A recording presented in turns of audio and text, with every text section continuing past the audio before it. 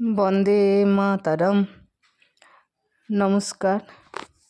Kakuli pre স্কুলে সকলকে জানাই স্বাগত। আমরা বড়রা তো সকলেই জাতীয় সিম্বল বা জাতীয় চিহ্ন সম্পর্কে জানি। আসুন আমাদের কচি কাচাদেরও একটু অবগত করি। আমাদের দেশের জাতীয় চিহ্ন সম্পর্কে তাদেরও জানার অধিকার আছে, তারাও জানবে বড় হয়ে, তারাও আবার অনেক কচিকাচাদের শেখাবে।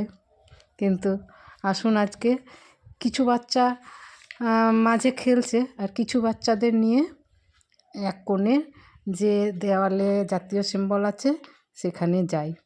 আসুন দেখতে থাকুন।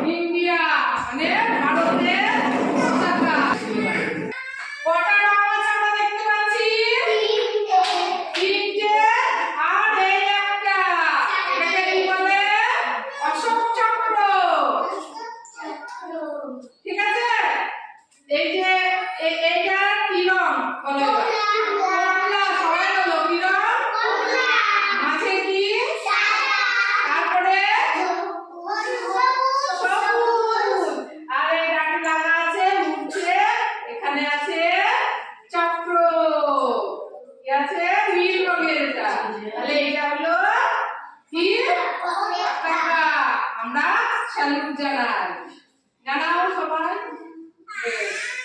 এইটা কি? আমের ইংরেজি কি? সবাই বলো কি?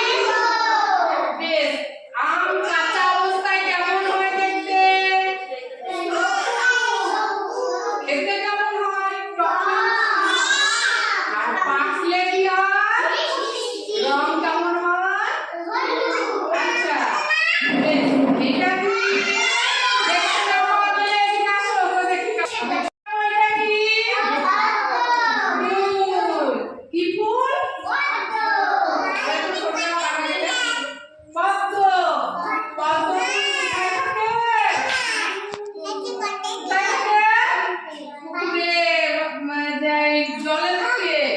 আমাদের জাতীয় ফুল কি?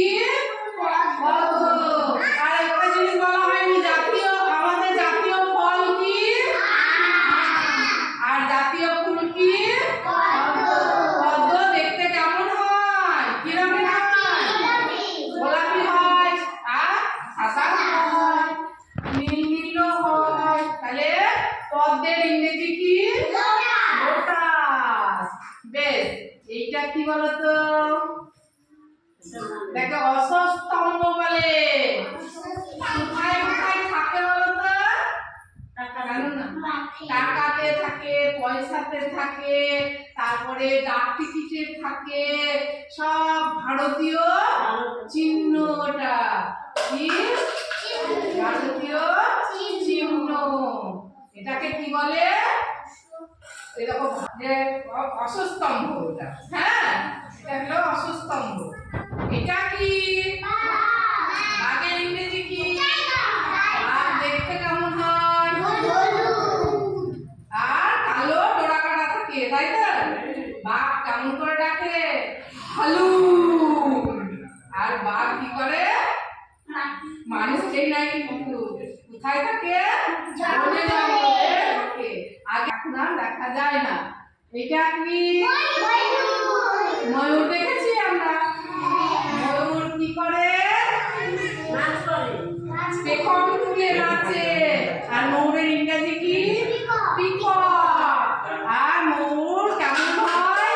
নীল, সাদা, হলুদ, লাল, গোলাপি নানান রঙের হয় আর পেখম তুলে নাচে। তাহলে জাতীয় পাখি এটা কি? ময়ূর। আর জাতীয় পশু কি? টাইগার। বাহ। এখানে তাহলে আমাদের ন্যাশনাল সিম্বল, সব ভারতীয় মানে জাতীয় চিহ্ন। পতাকা, জাতীয় পতাকা, জাতীয় ফল, জাতীয় ফুল, জাতীয় চিহ্ন, জাতীয় পশু, জাতীয় পাখি। মনে থাকবে? এদিকে করো। টাটা। সবাই সুস্থ থাকবেন, ভালো থাকবেন। দেখা হবে আগামী পর্বে। এবারে একটা ফটো আমি